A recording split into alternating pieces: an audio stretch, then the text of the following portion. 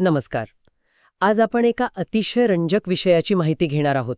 हो, आजचा विषय खूप इंटरेस्टिंग आहे. आपल्यासमोर मायक्रोसॉफ्ट Geekमध्ये. लर्नचं एक मॉड्यूल आहे Azure इव्हेंट हब्स बद्दल. बरोबर. आता असं समजूया की आपल्याला याबद्दल काहीच माहिती नाही, शून्य. ठीक आहे. अगदी बेसिक पासून सुरुवात करू. आपलं ध्येय असं आहे की या तांत्रिक विषयाला सोप्या आणि मजेशीर पद्धतीने समजून घ्यायचंय. म्हणजे समजा आपल्याला एका मोठ्या शहरातील सगळ्या बसचं लाईव्ह लोकेशन ट्रॅक करायचंय. उत्तम उदाहरण आहे. हजारो बसेस आहेत, दर सेकंदाला डेटा पाठवत आहेत. एवढा मोठा डेटाचा प्रवाह आपण कसा हाताळणार? तर आज आपण Azure इव्हेंट हब्स वापरून हे कसं करता येईल ते पाहणार आहोत. अगदी. कारण इव्हेंट हब्स नक्की अशाच कामांसाठी बनवलं आहे जिथे डेटाचा अक्षरशः महापूर येत असतो. अच्छा. आपण या मॉड्यूलच्या प्रत्येक युनिटमधून पुढे जाऊ. हे म्हणजे एखाद्या मोठ्या इमारतीचा नकाशा वाचण्यासारखं आहे. आधी पाया समजून घेऊ, मग एक एक मजला पाहू. आणि यातले तांत्रिक शब्द? हो, त्याची काळजी नसावी. ते ऐकून घाबरायची काही गरज नाही. आपण आपल्या बस ट्रॅकिंग सिस्टमच्या उदाहरणातूनच प्रत्येक गोष्ट समजून घेऊ. सुरू करायचं मग? चला तर. युनिट 1 आहे Azure इव्हेंट हब्स. म्हणजे नक्की काय? हे इव्हेंट्स नाव ऐकून मला वाटतं इथे काहीतरी इव्हेंट मॅनेजमेंट चालतं, म्हणजे पार्ट्या वगैरे. नाही. कल्पना अगदी चुकीची नाहीये. अच्छा. पण हे इव्हेंट्स म्हणजे वाढदिवसाच्या पार्ट्या नाहीत, तर हे आहेत डेटाचे छोटे छोटे तुकडे. डेटाचे तुकडे? हो. आपल्या उदाहरणात प्रत्येक बसने पाठवलेलं तिचं लोकेशन, स्पीड आणि वेळ, हा झाला एक इव्हेंट. ओके. इव्हेंट हब्सला तुम्ही एक प्रचंड मोठं सुपरफास्ट टपाल कार्यालय समजू शकता. टपाल कार्यालय? हो. याचं काम आहे सेकंदाला लाखो करोडो पत्र, म्हणजे आपले डेटा इव्हेंट्स, स्वीकारणं आणि ती योग्य ठिकाणी पोचवण्यासाठी तयार ठेवणं. आणि हे सगळं खूप कमी वेळात होतं. ठीक आहे. एक सुपर फास्ट पोस्ट ऑफिस. पण याची खासियत काय आहे? याची एक मोठी खासियत आहे. ते फक्त स्वतःच्याच पद्धतीची पत्र स्वीकारत नाहीत, तर अपाचे काफका नावाच्या दुसऱ्या लोकप्रिय सिस्टममधून आलेला डेटाही जसाच्या तसा स्वीकारतं. अरे वा, हे तर खूप महत्वाचं आहे. हो ना. कारण अनेक कंपन्यांनी आधीच काफकामध्ये गुंतवणूक केलेली असते. इव्हेंट हब्समुळे त्यांना त्यांची जुनी सिस्टम फेकून द्यावी लागत नाही. म्हणजे त्यांचे डेव्हलपर्स, त्यांचा कोड सगळं तसंच वापरता येतं. अगदी. फक्त कनेक्शन बदलायचं आणि Azureच्या या शक्तिशाली सेवेचा फायदा घ्यायचा. एक खूप सोपा आणि कमी खर्चाचा मार्ग आहे हा. वाव, म्हणजे जुन्या घरातलं फर्निचर न बदलता नवीन मोठ्या घरात शिफ्ट होण्यासारखं आहे हे. बरोबर. आता या टपाल कार्यालयाचे काही महत्वाचे भाग समजून घेऊ. ठीक आहे. पहिला काय आहे? पहिला आहे प्रोड्युसर. सोप्या भाषेत पत्र पाठवणारी व्यक्ती किंवा ॲप्लिकेशन. म्हणजे आपल्या उदाहरणात प्रत्येक बस एक प्रोड्युसर झाली. अगदी बरोबर. प्रत्येक बस जी आपला लोकेशन डेटा पाठवत आहे ती एक प्रोड्युसर आहे. समजलं. हजारो बसेस म्हणजे हजारो प्रोड्युसर्स. पुढे? मग येतो नेम स्पेस. हे म्हणजे शहरासाठी असलेलं मुख्य पोस्ट ऑफिस.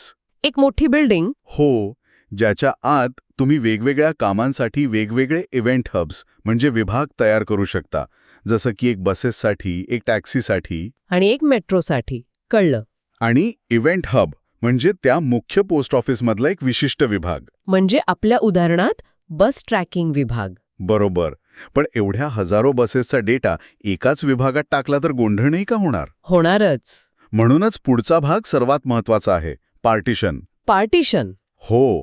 हे म्हणजे आपल्या टपाल कार्यालयातले वेगवेगळे काउंटर किंवा हायवेवरच्या वेगवेगळ्या लेन. अच्छा. जितके जास्त काउंटर तितकी गर्दी कमी आणि काम वेगाने होतं. यामुळे होतं काय की डेटावर पॅरलल प्रोसेसिंग करता येतं. म्हणजे एकाच वेळी अनेक गाड्या पुढे जाऊ शकतात. अगदी. आणि म्हणूनच सिस्टीमची एकूण क्षमता म्हणजे थ्रूपुट प्रचंड वाढते. ठीक आहे.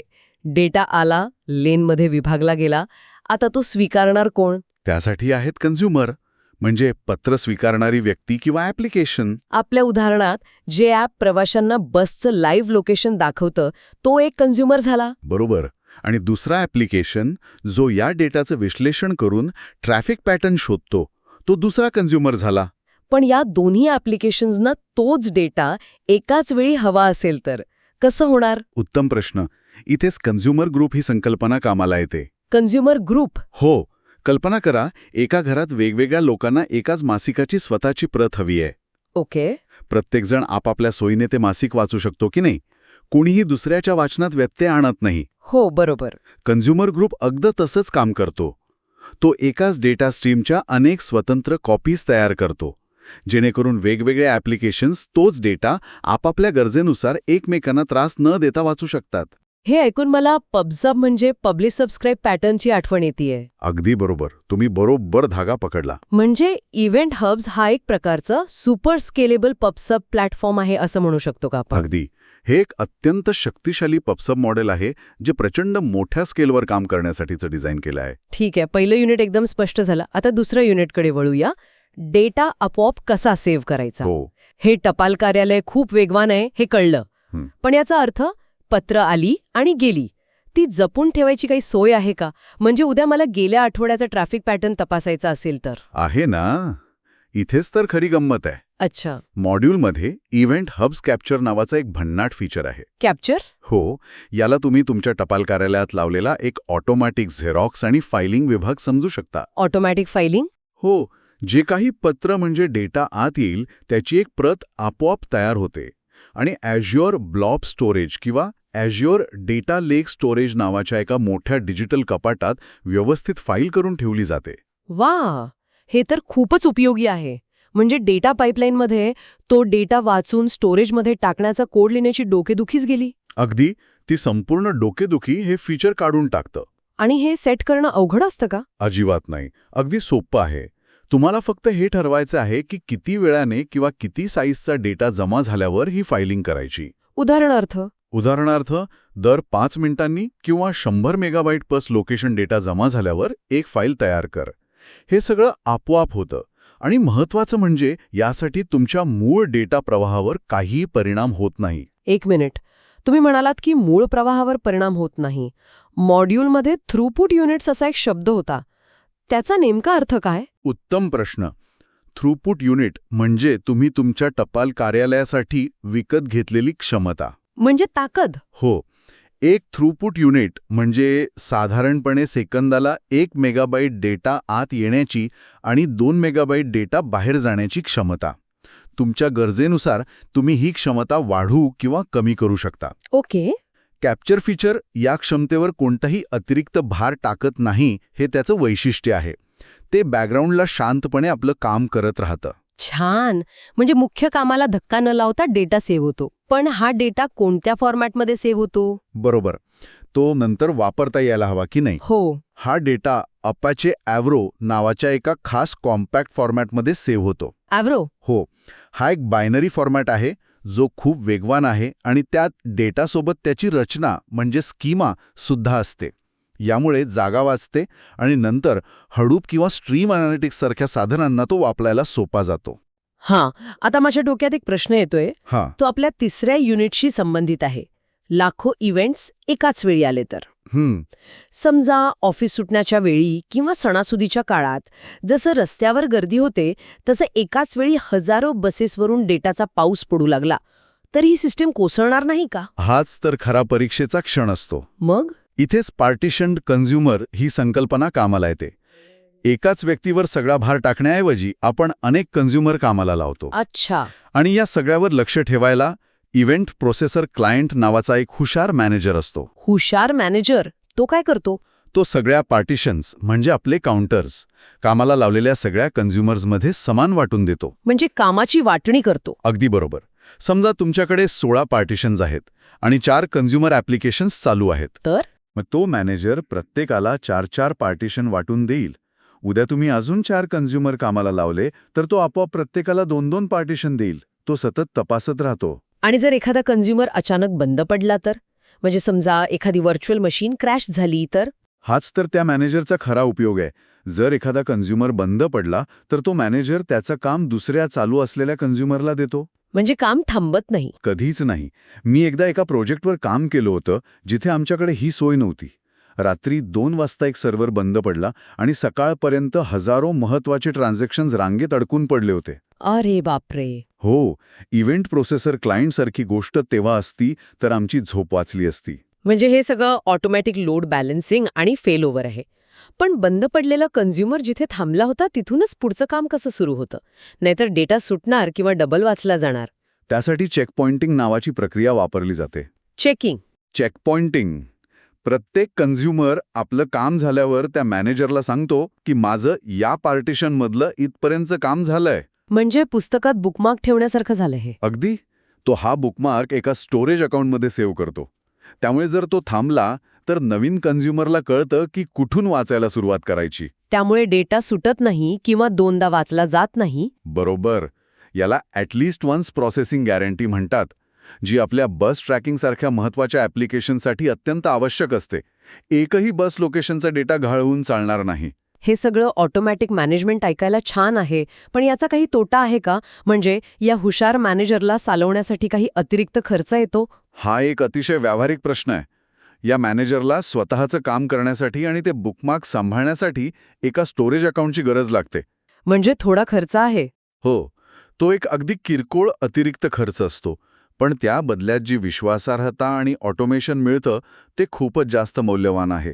त्यामुळे याला तोटा म्हणण्यापेक्षा एक छोटीशी गुंतवणूक म्हणणं जास्त योग्य ठरेल. ठीक आहे, हे स्पष्ट झालं. आता युनिट 4 कडे जाऊया. माझ्या मते हा सर्वात महत्त्वाचा आहे. योग्य व्यक्तीलाच प्रवेश कसा द्यायचा. सुरक्षा. बरोबर. आपण शहराच्या बस वाहतुकीचा डेटा हाताळता आहोत.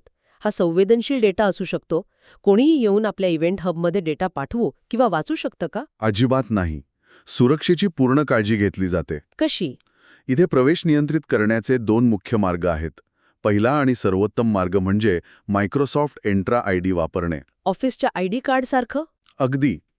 याचा सर्वात मोठा फायदा म्हणजे तुम्हाला तुमच्या कोडमध्ये कुठेही पासवर्ड किंवा सिक्रेट की साठवायची गरज पडत नाही. म्हणजे सिस्टम जास्त सुरक्षित होते. बरोबर. आणि या आयडी कार्डवर भूमिका आणि परवानग्या ठरलेल्या असतात. कोणत्या भूमिका असतात? इथे 3 मुख्य भूमिका आहेत. पहिली, ॲझ्योर इव्हेंट हब्स डेटा ओनर. हा म्हणजे बॉस, ज्याला पूर्ण अधिकार आहेत. ओके. दुसरी, ॲझ्योर इव्हेंट हब्स डेटा सेंडर. आपल्या उदाहरणात प्रत्येक बसच्या डिव्हाइसला आपण ही भूमिका देऊ शकतो. जेणेकरून ते फक्त डेटा पाठवू शकतील, पण दुसऱ्या बसचा डेटा वाचू शकणार नाहीत. परफेक्ट. आणि तिसरी, ॲझ्योर इव्हेंट हब्स डेटा रिसिव्हर. ही भूमिका आपण आपल्या ॲनालिटिक्स टीमला किंवा प्रवाशांना लोकेशन दाखवणाऱ्या ॲपला देऊ शकतो. आणि दुसरा मार्ग कोणता? समजा एखाद्या जुन्या डिव्हाइसवर मायक्रोसॉफ्ट एंट्रा आयडी सपोर्ट करत नसेल तर? त्यासाठी दुसरा मार्ग आहे शेअर्ड ॲक्सेस सिग्नेचर, सॅस. सॅस? हो. याला तुम्ही एका विशिष्ट कामासाठी दिलेली तात्पुरती चावी समजू शकता. तात्पुरती चावी? हो. उदाहरणार्थ, एका विशिष्ट बसला एक युनिक टोकन म्हणजे चावी दिली जाते, ज्यामुळे ती फक्त त्याच एका इव्हेंट हबमध्ये डेटा पाठवू शकते, दुसऱ्या कुठेही नाही. आणि या चाव्या एक्सपायर होतात का? हो, त्या ठराविक वेळेनंतर एक्सपायर होतात. त्यामुळे सुरक्षा आणखी वाढते, पण जिथे शक्य असेल तिथे एंट्रा आयडी वापरणेच श्रेयस्कर आहे. हे सगळं ऐकायला खूप छान वाटतंय. आता आपण शेवटच्या युनिटकडे आलो आहोत. हो. जे डेव्हलपर्स आहेत त्यांना हे वापरण्यासाठी कोड लिहावा लागतो. ते प्रत्यक्षात कसं दिसतं याची थोडी झलक दाखवता येईल का? कोडच्या प्रत्येक ओळीत जायची गरज नाही, पण साधारण प्रक्रिया कशी असेल? नक्कीच. आपण काही सामान्य ऑपरेशन्स पाहू. घाबरू नका, आपण कोडच्या खोलात जाणार नाही, फक्त त्याचा अर्थ समजून घेऊ. ठीक आहे. पहिली पायरी आहे इव्हेंट हबची तपासणी. आपल्या ॲप्लिकेशन सुरू झाल्यावर ते आधी इव्हेंट हबला विचारतं, अरे बाबा, तुझ्याकडे किती पार्टिशन्स आहेत? म्हणजे गेट पार्टिशन आयडीज एसिंक. म्हणजे कामाला सुरुवात करण्यापूर्वी आपलं टपाल कार्यालय किती मोठं आहे हे तपासून घेण्यासारखं झालं, जेणेकरून आपल्याला कळेल की काम किती भागांत विभागलं जाऊ शकतं. अगदी बरोबर. मग बस, डेटा कसा पाठवणार? ती आहे दुसरी पायरी, इव्हेंट्स प्रकाशित करणे. इथे तुम्ही इव्हेंट हब प्रोड्युसर क्लायंट वापरता. गंमत म्हणजे तुम्ही एक इव्हेंट नाही पाठवत. मग तुम्ही आधी एका बॅचमध्ये म्हणजे एका गठ्ठ्यात अनेक इव्हेंट्स तयार करता आणि मग सेंड एसिंक वापरून तो पूर्ण गठ्ठा एकाच वेळी पाठवून देता. अरे वाह! म्हणजे एका वेळी एक पोस्टकार्ड टाकण्याऐवजी आपण एकाच पॅकेटात अनेक पत्र घालून पोस्ट करतो. यामुळे वेळ आणि नेटवर्कचा वापर दोन्ही वाचतो. अगदी अचूक उदाहरण. तिसरी पायरी आहे इव्हेंट्स वाचणे. इथे तुम्ही इव्हेंट हब कन्झ्युमर क्लायंट वापरून एखाद्या कन्झ्युमर ग्रुपसाठी इव्हेंट्स वाचायला सुरुवात करता. पण लक्षात ठेवण्यासारखी गोष्ट म्हणजे ही पद्धत साध्या कामांसाठी किंवा फक्त टेस्टिंगसाठी ठीक आहे. आपल्या खऱ्या मोठ्या बस ट्रॅकिंग सिस्टमसाठी आपण ही पद्धत वापरणार नाही. मग कोणती पद्धत वापरणार? त्यासाठी आहे चौथी आणि सर्वात महत्त्वाची पायरी, इव्हेंट प्रोसेसर क्लायंट वापरणे. तोच आपला हुशार मॅनेजर. हो, मोठ्या आणि महत्त्वाच्या कामांसाठी हा सर्वोत्तम मार्ग आहे. तुम्ही तो हुशार मॅनेजर म्हणजे इव्हेंट प्रोसेसर क्लायंट वापरता. तो आपोआप लोड बॅलन्सिंग, चेकिंग आणि फेल्युअर हँडलिंग करतो. म्हणजे डेव्हलपरचं काम सोपं होतं. खूप. डेव्हलपर म्हणून तुम्हाला फक्त एकच गोष्ट करायची असते. बसचा लोकेशन डेटा मिळाल्यावर काय करायचं एवढाच कोड लिहायचा. बाकी सगळी डोकेदुखी तो मॅनेजर सांभाळतो. वा, म्हणजे Azure इव्हेंट हब्स हे फक्त एक साधन नाही, तर प्रचंड मोठ्या प्रमाणावर येणाऱ्या डेटाच्या प्रवाहावर नियंत्रण ठेवण्यासाठी, त्याला सुरक्षित ठेवण्यासाठी आणि त्यावर प्रक्रिया करण्यासाठी एक संपूर्ण इकोसिस्टम आहे. अगदी एक शक्तिशाली इकोसिस्टम आहे. आपण आपल्या बस ट्रॅकिंगच्या उदाहरणातून पाहिलं की ते कसं काम करतं, डेटा कसा कॅप्चर करतं, गर्दीच्या वेळेत स्वतःला कसं सांभाळतं आणि सुरक्षेची काळजी कशी घेतं. अगदी बरोबर. आणि आजच्या या चर्चेनंतर एक विचार नक्की करण्यासारखा आहे. कोणता? जेव्हा आपल्याकडे सेकंदाला लाखो ठिकाणांहून रिअल टाईम डेटा हाताळण्याची क्षमता येते, तेव्हा आपण काय काय नवीन गोष्टी करू शकतो? शक्यतांना काही मर्यादा नाही. विचार करा. शहरातील ट्रॅफिक लाईव्ह मॉनिटर करण्यापासून ते शेअर बाजारातील बदलांवर त्वरित प्रतिक्रिया देण्यापर्यंत, किंवा लाखो स्मार्टवॉचमधून येणाऱ्या हेल्थ डेटाचं विश्लेषण करून आरोग्याबद्दलचे धोके आधीच ओळखण्यापर्यंत. खरे. खरा खेळ फक्त डेटा हाताळण्यात नाही, तर त्या क्षणाला त्या डेटाचा वापर करून आपण काय निर्णय घेतो यात आहे. बरोबर. उद्या कदाचित आपली बस ट्रॅकिंग सिस्टेमच प्रवाशांना सांगेल की पुढच्या स्टॉपवर गर्दी आहे, तुम्ही 2 मिनिटांनी येणाऱ्या पुढच्या बसनं या, ती रिकामी आहे. हे सगळं या तंत्रज्ञानामुळे शक्य आहे.